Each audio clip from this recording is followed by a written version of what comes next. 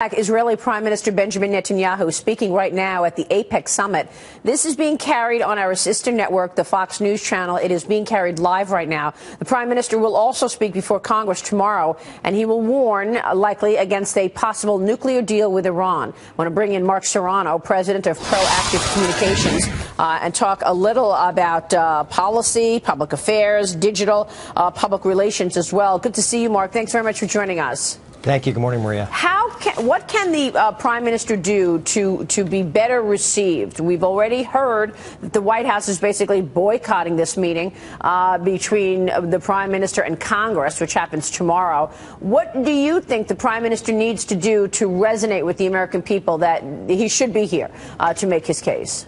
Well, he's starting today. It's a very important day today as he speaks to AIPAC. These are all the 16,000 loyalists there to hear from the Prime Minister.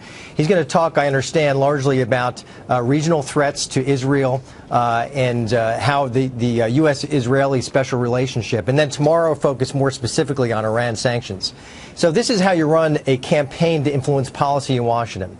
You have a big speech from the leader of the issue, speaking to the grassroots. And then these 16,000 people are going to invade Capitol Hill over the next 2 days to have meetings with members of Congress to push for tougher sanctions against Iran. So I think he's going to use the grassroots, use these advocates to help push. And they did. They've had a great success record. In 2013, AIPAC had influenced the existing sanctions by getting 400 votes out of the House of Representatives, which, by the way, would overcome a veto from President Obama on these new sanctions. What about the issue that the speech in and of itself has caused distraction and controversy around it?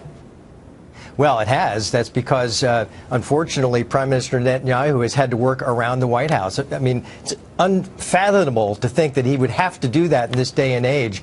But he doesn't trust President Obama. He doesn't trust this White House. So he's going to go around them. And he knows that he has access to Congress. I take off my hat to Speaker Boehner. It's a very shrewd move. But, you know, Prime Minister Netanyahu now needs to speak to the American people so they, too, can pressure Congress. So Congress has a role in this.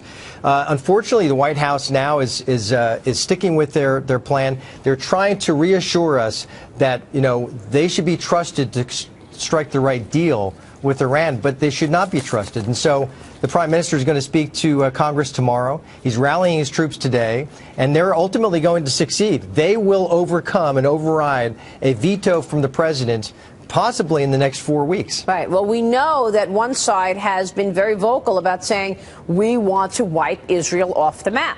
Period. So we know the fears from the Israeli side. But the president and the White House has said that they're boycotting this visit over concerns over interfering in Israeli elections scheduled for March 17th. What do you make of that? That's nonsense. Complete nonsense. Look, they want to strike a deal with Iran. They want to do it for the president's legacy. They're going to treat it just like they did Cuba, where there's going to be very little on the part of Iran that's going to be necessary. But, you know, in a lot of ways, if you put this in business terms, Prime Minister Netanyahu is kind of like the CEO of a multinational global corporation.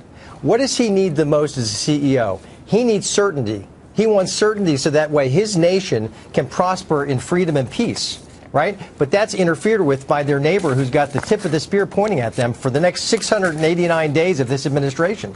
So it's nonsense that the administration tries to suggest that. The UN ambassador spoke to AIPAC this morning. She was saying that they will never agree to a deal that allows nuclear capability on the part of Iran. No one should trust that. It's a lie. It's nonsense. And I think Prime Minister Netanyahu is very shrewd, very smart to be making this move. I understand. So I still don't understand what the boycott is all about then. I mean, why would the White House boycott? I mean, do we not want to hear from Israel during probably, arguably, the most important agreement for the world that we've seen in decades, and that is the nuclear deal between the U.S. and other powers and Iran? I think it's sheer arrogance. And I think they are more concerned about the signal that their participation in the speech tomorrow would send Iran than it would to our ally Israel. Right. It's pure arrogance, and that's the only way. I think it's that simple. Pretty extraordinary stuff here. Mark, good to have you on the program. Thanks so much. Thank you, Maria.